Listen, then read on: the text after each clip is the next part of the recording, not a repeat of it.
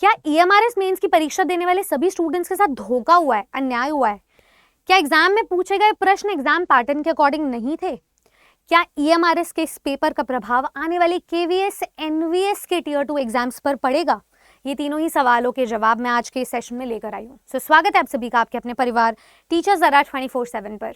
मैं हूँ आपके अपनी निधि अरोरा और जैसे कि हम सब जानते हैं कि अभी थोड़ी देर पहले ईएमआरएस फेज 2 में मेंस के टीजीटी के सभी सब्जेक्ट्स पर परीक्षा समाप्त हुई है, जिसमें पाया यह गया कि एग्जाम पैटर्न में जैसे डिस्क्रिप्टिव और ऑब्जेक्टिव के क्वेश्चंस पूछे जाने थे वैसे सवाल तो पूछे ही नहीं गए हैं।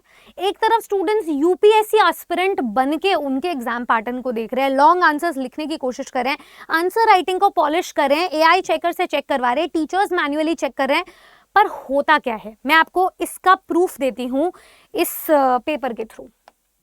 ये हमारा टीजीटी सोशल साइंस का पेपर है, जिसमें देखो पहला सवाल, इसके दो पार्ट्स दिए हुए हैं। पहला पार्ट कुछ दिया हुआ है, दूसरा पार्ट है discuss any 3 types of farming practices in India. ये सवाल किसी भी तरीके से क्रिटिकली एनालाइज नहीं कर रहा क्वेश्चन को, और ना ही ये कोई 150-200 वर्ड्स का लॉन्ग टर्म आंसर है या लॉन्ग फॉर्म आंसर है।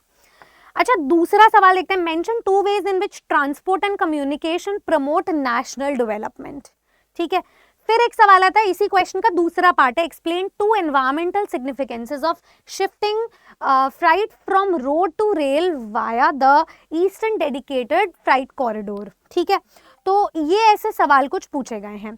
उसके बाद तीसरा सवाल देखिए, explain the concept of physiological and agricultural density in the context of India.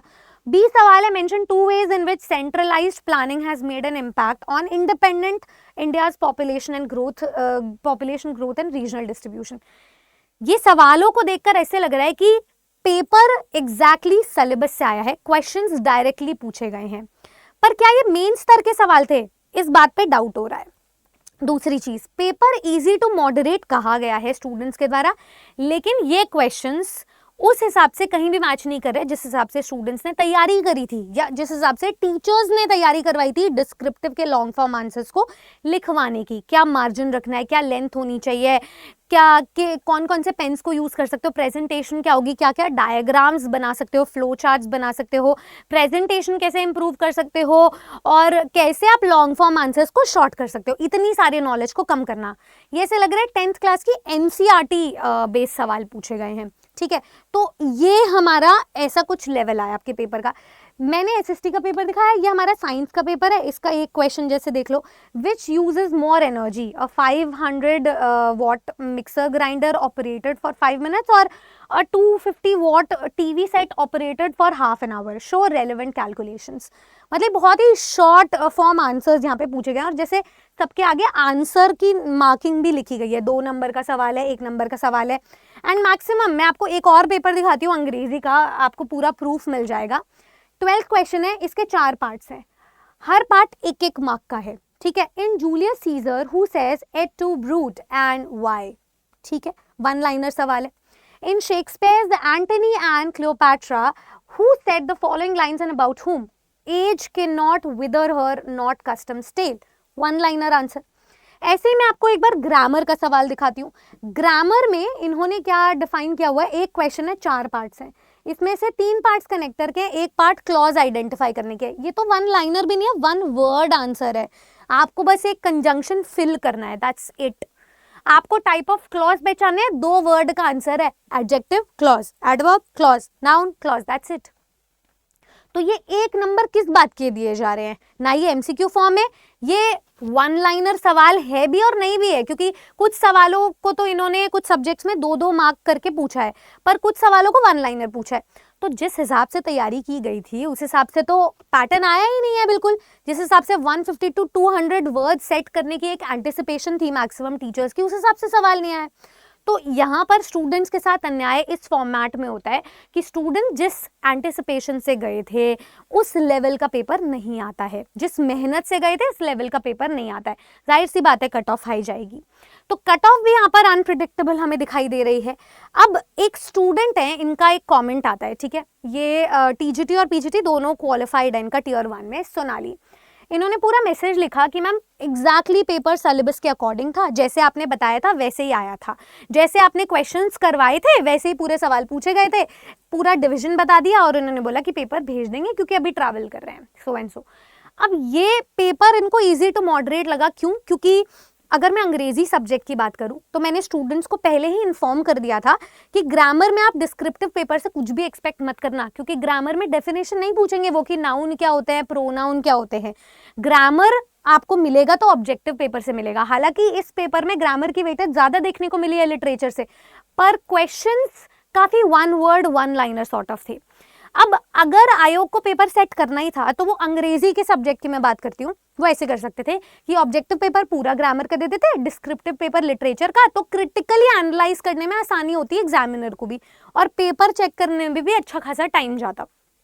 पर इन्होंने क्या चूज किया कि ये ग्रामर और लिटरेचर दोनों की खिचड़ी बना देंगे और दोनों ही टाइप के क्वेश्चंस में इंसर्ट कर देंगे, ऑब्जेक्टिव में भी दे देंगे और सब्जेक्टिव में भी दे देंगे। यहाँ पर प्रॉब्लम ये आती है कि पेपर डिफाइंड रूप से नहीं दिखाई दे रहा। जो मेहनत की गई थी, जिस अपेक्षा से पेपर को की तैयारी की गई थी, वो यहाँ पर एक डिसअपॉइंटमेंट के रूप में आ जाती है। यहाँ पर स्टूडेंट्स डिसअपॉइंटेड है कि मैम वन लाइनर सवाल क्यों दिए गए जब हम लॉन्ग फॉर्म आंसर्स के लिए प्रिपेयर करके गए थे। तो एंड जाहिर सी बात है कि आपकी जो मेहनत है वो वेस्ट नहीं गई है। तो मैं अब यहाँ पर आपको नेक्स्ट पार्ट पे बताती हूँ कि केवीएस एनवीएस वालों को क्या करना चाहिए और आपका क्या सोल्यूशन है। सबसे पहले तो केवीएस एनवीएस बहुत बड़ी संस्थाएं हैं, वो अपना लास्ट मिनट अगर उन्हें सिलेबस चेंज करना होगा तो पहले ही करके दे देंगे, पर वो ऐसा नहीं करेंगे कि वो एग्जाम के पैटर्न के साथ या फॉर्मेट के साथ छेड़छाड़ करे। पर वर्स्ट केस सिनारियो अगर ये हमारे से ऐसा कर सकता है और इनको भी हड़बड़ी में एग्जाम लेना है, फटाफट नोटिफिकेशन निकालना है, फटाफट 1 महीने के अंदर टियर 1 लेना है, तो टियर 2 भी इनको फटाफट लेना है। तो अब ऐसे में स्टूडेंट्स क्या कर सकते हैं? सबसे पहले तो क्योंकि एग्जाम्स इतने आनन फानन में हो रहे हैं तो यूपीएससी लेवल पर रिलाई करना छोड़ दो, उसकी आंसर राइटिंग को फॉर्म करना छोड़ दो। ठीक है, आपको आपकी जो मेहनत है वो वेस्ट नहीं गई है, क्योंकि आपने जो डिस्क्रिप्टिव की तैयारी करी, जो लॉन्ग फॉर्म आंसर्स लिखे, उन्हीं में ही आपके शॉर्ट फॉर्म आंसर्स छुपे हुए थे। तो आपकी मेहनत तो बिल्कुल वेस्ट नहीं गई है अभी तक की। अब गोइंग फॉरवर्ड आप क्या कर सकते हो? आप एमसीक्यू प्रैक्टिस अपनी बढ़ा सकते हो एज कंपेयर टू डिस्क्रिप्टिव, ताकि एमसीक्यू के वो जो क्वेश्चंस है 40 क्वेश्चंस, वो तो एटलीस्ट हमारे खाली ना जाएं, वो तो एटलीस्ट हमारे सही हो जाएं। और केवीएस एनवीएस में तो उल्टा ही है वैसे भी, तो आपको आपके जो 60 क्वेश्चंस है वो वेस्ट नहीं जाएंगे। अब दूसरी चीज आप ये कर सकते हो, अगर आप डिस्क्रिप्टिव की तैयारी कर भी रहे हो, क्योंकि हम इस बार हर फॉर्मेट के लिए प्रिपेयर्ड होकर जाना चाहते हैं। केवीएस एनवीएस की आपकी पूरी लड़ाई मेंस की है भी नहीं ना, आपको तो इंटरव्यू तक पहुंचना है, तो अभी डबल मेहनत करनी पड़ेगी। ईएमआरएस वालों की मेहनत तो अब यहाँ पर मतलब अंतिम प्रहार दे चुकी है, रेस्ट कर चुकी है। 100% वेटेज आज के एग्जाम पर ही थी। पर केवीएस एनवीएस वालों को भी इंटरव्यू के लिए भी लड़ना है, तो आप डिस्क्रिप्टिव की तैयारी अगर करके जा रहे हो तो हर टाइप के क्वेश्चंस के लिए प्रिपेयर्ड होके जाओ। जैसे अगर मैं अंग्रेजी की बात करूं तो आपके टीचर्स ने आपको वन लाइनर क्वेश्चंस भी करवाए हैं, आपको शॉर्ट आंसर्स भी करवाए हैं और आपको ग्रामर भी पढ़ाई है, तो आप उस पर ज्यादा रिलाई करके जाओ। जैसे राइटिंग सेक्शन है, स्टूडेंट्स का यही एंटिसिपेशन था मैम सब्जेक्टिव में तो पूरा राइटिंग सेक्शन हमें करना है, तो मैंने कल की क्लास में स्टूडेंट्स को रिवाइज करवा दिया था। रिपोर्ट राइटिंग, लेटर राइटिंग से सवाल आ गए, पर क्या वो सवाल डिस्क्रिप्टिव ही आएंगे, इस बात की कोई श्योरिटी नहीं है, क्योंकि उन्होंने जब 2022-23 में एग्जाम लिया था ईएमआरएस वालों ने 23 में, तो भी इन्होंने अपने राइटिंग सेक्शन को, राइटिंग एबिलिटी को ऑब्जेक्टिव फॉर्म में पूछा था। तो केवीएस एनवीएस में भी ये पूछ सकते हैं। तो आप अपने सब्जेक्ट के अकॉर्डिंग तैयारी करके जाओ, जैसे आपके टीचर्स आपको समझा रहे हैं, पढ़ा रहे हैं, बता रहे हैं, उसको फॉलो करो। पैनिक की सिचुएशन मत क्रिएट करो। इसी मतलब इन्हीं सब मेथड से हम एग्जाम से बाहर निकल सकते हैं सक्सेसफुली। ठीक है, तो पैनिक की सिचुएशन को करो बाय बाय और अपनी प्रेपरेशन के लिए लग जाओ, क्योंकि अब वही प्रेपरेशन, वही सिलेबस की अंडरस्टैंडिंग ही है जो आपको बाहर निकालेगी। तो आने वाली जितनी भी क्लासेस और मैराथन्स होने वाली है उनको प्लीज सीरियसली लो, क्योंकि आपके जो टीचर्स बता रहे हैं वो डायरेक्शनलेसली नहीं बता रहे हैं। जो भी आपको बताया जा रहा है वो एक डायरेक्शन के साथ बताया जा रहा है। तो मैं मिलूंगी आपसे अपनी आने वाली क्लासेस और मैराथन्स के साथ। हाँ, जो भी स्टूडेंट अपने आंसर्स को और भी ज़्यादा फ्रेम करना चाहते हैं, वन लाइनर को, शॉर्ट आंसर्स को, वो हमारे इनबिल्ट एआई चेकर को यूज़ कर सकते हैं, एक्सप्लोर कर सकते हैं। उसके लिए आपके पास टीचिंग का महापाक या कोई टेस्ट प्राइम या कोई भी एक बैच होना चाहिए। तो आप हमारे AI चेकर सॉफ्टवेयर को यूज़ कर सकते हो, जो आपको रियल टाइम आपके आंसर्स को पॉलिश करके और चेक करके देगा। तो उसे एक्सप्लोर करने के लिए जो लिंक है वो आपको डिस्क्रिप्शन बॉक्स में प्रोवाइड कर दिया जाएगा। बाकी आपका क्या एक्सपीरियंस है EMRS के पेपर को लेके अपने सब्जेक्ट्स के अकॉर्डिंग, वो मुझे कॉमेंट सेक्शन में ज़रूर बताइएगा। शिफ्ट 2 वाले को wishing you all the very best. KVS NVS की तैयारी करने वालों को भी मेरी तरफ से बहुत बहुत बधाई एंड ऑल द बेस्ट। मुझे विश्वास है कि अगर आप लोग पैटर्न वाइज सिलेबस के अकॉर्डिंग स्टिक करोगे तो ज़रूर पेपर में आपको सफलता मिलेगी। ऐसे और वीडियोस के लिए सब्सक्राइब करें टीचर्स ज़रा 24/7 को। मैं मिलूंगी आपसे होपफुली एक अच्छी खबर शेयर करते हुए। Good luck.